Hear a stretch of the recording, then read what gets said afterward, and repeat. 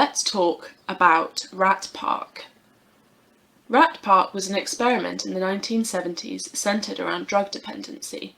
It all started when Bruce Alexander, a Canadian psychologist, wanted to explore the idea that the environment an individual is in could have an impact on drug use. Lots of other research had already investigated addiction on rats. It found that when rats are offered two choices of drink, one with morphine added, one with plain water, the rats chose the drugged water again and again and again until they overdosed and died. This research has been used by people throughout the years as evidence to allow prohibitionist ideas around drug policy to carry on. If drugs are available, they say, people will use them. They can't help themselves. Addiction will overcome them and they will die. The only way to stop people using drugs is to remove them from the world. But Alexander was not won over by this explanation of addiction.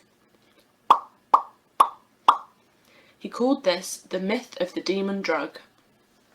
He noticed that the rats in these experiments were alone, in sterile, caged conditions with nothing to do except to take the drugged water. Alexander suspected that these environments had a strong impact on the way these animals related to their drugs.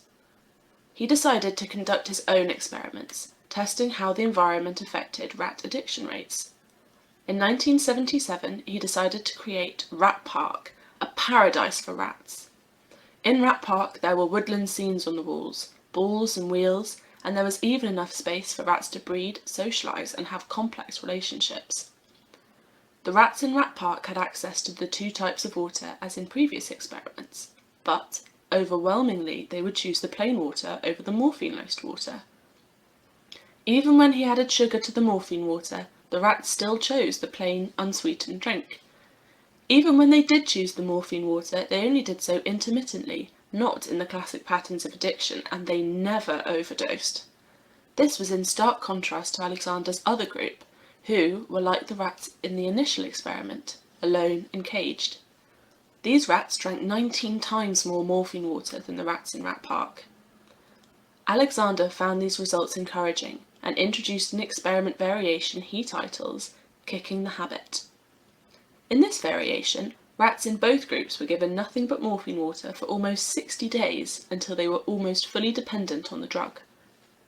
After this, they were then given the choice between the plain water and the morphine-laced water again. The rats of Rat Park were far more likely to put themselves through withdrawal and resist the drugged water than their caged counterparts. This proves that the environment we are in plays a huge part in the decisions leading to drug use and the ability of somebody to stop using drugs. We can see this effect on people too.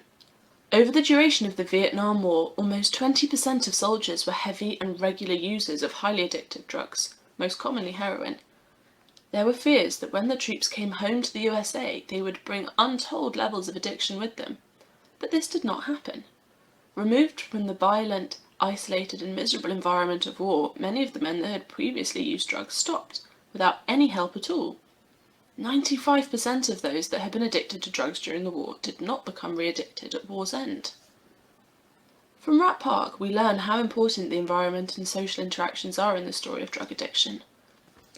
Rat Park shows us, in a way that is better than ever, that it is not the drug, but the cage that causes drug dependency and overdoses.